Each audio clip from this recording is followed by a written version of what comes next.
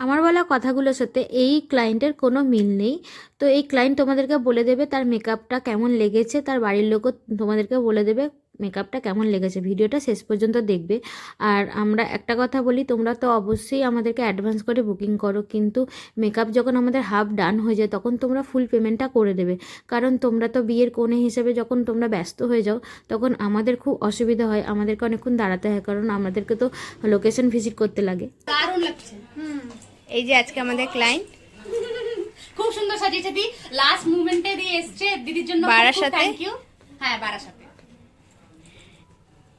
এই যে আমাদের ক্লায়েন্টের মাসি, উনি বলেছেন খুব ভালো লাগছে। সুন্দর, একদম আমাদের পরিরানীকে পরীর মতন করেই সাজিয়েছে। পরী, আমার পরিসোনা সুন্দর সাজানোর জন্য তোমাদেরকে অসংখ্য ধন্যবাদ। Thank you so much. খুব লাইটের মধ্যে চেয়েছিলাম, আর খুব লাইটের মধ্যে দি করে খুব দিয়েছে। লাইটের মধ্যে কিন্তু খুব অ্যাট্রাক্টিভ। থ্যাংক ইউ, এটাই তো পাওনা। একদমই তাই। আমি ওই বেশি তো তোমরা শুনে নিলে কেমন লেগেছে। আর তোমরা কেউ কথাটা খারাপভাবে নিও না, কারণ তোমরাও বোঝার চেষ্টা করো যে তোমরা যখন একটা রিচুয়ালসের মধ্যে যখন আটকা পড়ে যাও তোমাদেরও অসুবিধা হয় তখন আমাদেরকে সমস্তটা ক্লিয়ার করে দিতে। তাই তোমরা টাইম মতো সমস্তটা যদি ম্যানেজ করে নাও তাহলে আমাদেরও খুব সুবিধা হয়। Follow for more.